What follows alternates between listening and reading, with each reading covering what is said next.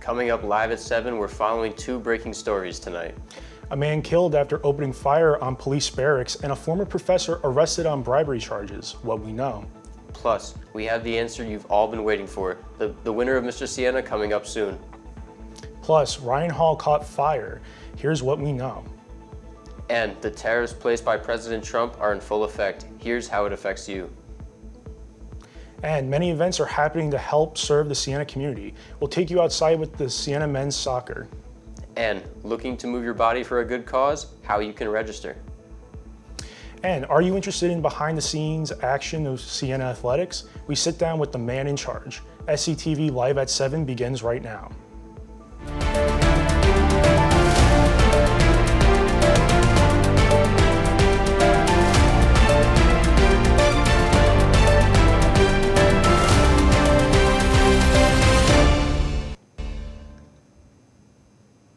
Good evening and thanks for joining us. I'm Jonathan O'Neill. And I'm Matthew DiVincentis. We begin tonight with breaking news out of Malta. According to state police, a man opened fire on state police barracks on Route 9 just hours ago. Police say the man used a high-powered rifle. Troops returned fire, which struck and killed the shooter. Police have not yet disclosed his identity, but their investigation is still active and ongoing. We're also following breaking news in northern New York. A former SUNY Canton professor was just arrested on 8 counts of bribery. New York State Police arrested Rajiv Narula. State police report that Narula was accepting bribes from students in exchange for higher grades. Narula was released from SUNY Canton back in May of 2023 following allegations related to this arrest. Even students expressed concerns about Narula's behavior. 4 years ago, a student shared this to Narula's Rate My Professor profile, and I quote, "The final project requires you to literally buy a grade. Either donate money to an environmental charity or take a 15% deduction on your final grade. This is wildly inappropriate, especially for poor college kids." The state police are still currently investigating this case. Moving on to major stories happening here on campus, the long-awaited Siena show occurred this past Saturday in the Marcel Athletics Complex. Your 2025 Mr. Siena winner was senior Patrick Lenahan. After 4 years of being involved with the show, Lenahan now holds the title of Mr. Siena. The proceeds from the pageant all go back to Habitat for Humanity. The ties of Mr. Siena run deep, as we hear from former title holder and host Luke Keith. It gets better and better every year.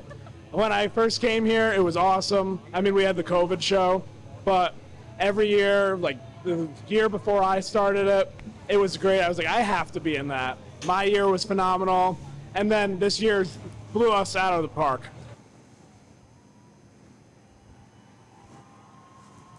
Who would have thought the real show was President Chuck Seifert taking off his pants on stage? Certainly a surprising way to conclude the 2025 Mr. Siena campaign. The event took many months of preparation and hard work to ensure the Siena tradition lives on. Mr. Siena 2025 has set the bar high for the following years to come. There was a fire inside the Ryan Hall laundry room Sunday afternoon. Siena College Public Safety tells us the fire originated in one of the dryers. We're told the fire safety systems consisting of alarms, and sprinklers helped contain the fire. The Colony and Loudonville fire departments responded quickly, preventing any injuries from occurring. Students were forced to evacuate the building, but the Sazerain Student Union and Laundrum Dining Hall served as waiting areas for the evacuated students. It was hours before they were allowed back in Ryan Hall. And with the fire in Ryan Hall, the topic of fire safety has become a concern on campus. SCTV's Matt Coloma takes us to the Shaker Road Loudonville Firehouse to learn about ways to keep Siena safe. After the fire alarm was set off, fire trucks rushed to campus this past weekend in regards to a fire inside of Ryan Hall. The culprit? This dryer in the laundry room. And while the fire is still being investigated, it has raised questions on what students should do if this were to happen again. So to learn more about fire safety, I came to the Shaker Road Loudonville Fire Department to hear about ways we can help keep campus fire-free. Located about 5 minutes from campus, the Shaker Road Loudonville Fire Department has been serving Siena for decades now, with Chief Eric Brazel leading the way. I'll let him tell you about his experience. I have been in the chief's office for 4 years now, but I joined the department in 1988. Now, in regards to the laundry room, what does a fire chief think is the most important step of cleaning your drawers? Lint traps are definitely very important to be cleaned out all the time. It doesn't properly allow the air to flow through if the lint traps aren't cleaned out, and that holds the heat inside the dryer, and that could be part of the problem what the fire was. It's still under investigation. We're not sure. It's definitely very important. And not all fires stem from the laundry room, which is why Siena has a very extensive and often ignored fire code. The biggest part I would say with the fire code is obviously the safety for the students. If the alarm's going off, always think that there is a fire and make sure you get out of the building as quick as you can until we determine what's going on. Be careful if you have toasters and other things plugged into power strips. They can get overloaded easy and that can start a fire. Safety around your stoves. Empty pizza boxes while you're cooking, they can get too hot. Any of that stuff can start a fire. And make sure your fire extinguishers, if you do have them, are working, and your smoke detectors as well. So if you're not going to read the fire code, listen to a fire chief, as it's partly our job to keep campus safe. For SCTV, I'm Matt Coloma. Thanks, Matt. We're following national breaking news. President Trump has rescinded several of his tariffs today after days of stock market turbulence. This comes after many have expressed concerns over price increases. Prices for many goods are expected to rise, if they haven't already. Among these products, groceries, technology, automobiles, and more. The Budget Lab at Yale University reports that the tariffs could cost the average household $3,800. Foreign countries are expected to respond. After much anticipation, Siena's rendition of Twelfth Night returns tomorrow. William Shakespeare's Twelfth Night is a fast-paced comedy with some unexpected romance. The show premiered on Thursday and was brought on throughout the rest of the weekend. A lot of crowd interaction, like so much. And honestly, you should expect to be ready to be part of the show. You know, it's not just us on stage like a traditional play where you're just sitting and you're quiet and you're watching. Like, be prepared to laugh, be prepared to interact, be prepared to cheer, hold stuff. Just, you're all in it. We're all in it. If you want to be in it, you're in luck. The Performing Arts program is holding more shows starting tomorrow and spanning until Saturday. All the shows will begin at 8 p.m. You can purchase your tickets by going to www.siena.edu/creativeartstickets.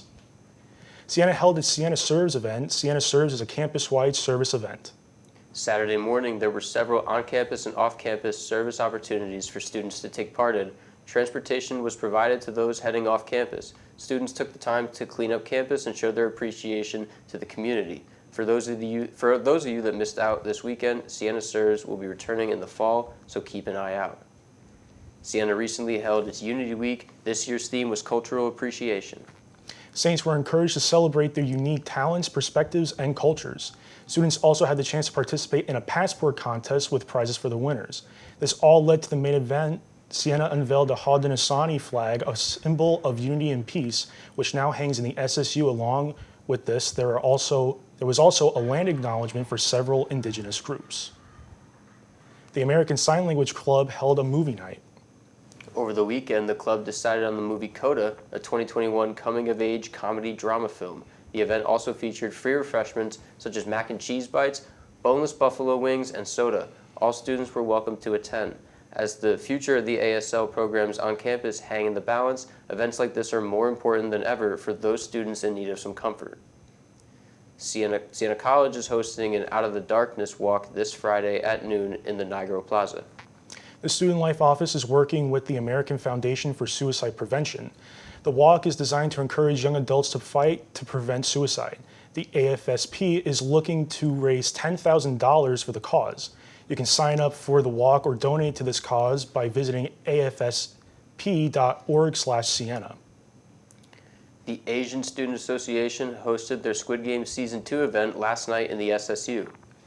The event was from 7 to 9 p.m. Attendees had the chance to play games inspired by the hit Korean show. There were other traditional Asian games being played as well. Students competed for the chance to win various different prizes. Are you an avid reader? Do you enjoy true crime? Siena College welcomed a New York Times bestselling author to campus to promote her latest release. SCTV's Noah Kime takes us to meet Lauren Willig. Attention all true crime enthusiasts. New York Times best-selling author and writer Lauren Willis visited Siena Standish Library to speak with students and members of the Loudonville community about her newest release, The Girl from Greenwich Street. The novel tells the story of America's first murder trial and provides readers with a story of American history with an emphasis on the macabre. Willis took time to answer audience questions throughout regarding her newest books, along with what it's like being a writer and author. Copies of Lauren's new novel were available for purchase throughout the event, and attendees were even given the opportunity to get their copies signed by Lauren. The event was coordinated by Siena English Literature professor Stacy Deering. SCTV spoke with her to learn more about her relationship with Lauren and why she was the perfect fit to come speak to the Siena community. She's so vibrant and easy to talk to. She's researching really interesting projects, and she's just a really warm person who can talk about the value of research, the role it plays in writing, how to overcome struggles in writing, and she's just a lot of fun, and students seem to enjoy hearing what she has to say. Lauren will be back on campus this October to give a presentation on the art of the paranormal and horror in literature. Deering hopes to continue hosting events similar to this one and encourages students and members of the public to get involved. Reporting with SCTV, I'm Noah Khan. Thanks, Noah. Still to come, SCTV's own Dan Layton sits down with George Fellows, the digital media manager for Siena Athletics. Plus, Olivia Hink and Poppy Rowland round out this year's March Madness and brings us the latest in sports. And here's a look at the closing numbers from Wall Street, a major bounce back on Wall Street after President Trump announced the 90-day pause on most reciprocal tariffs.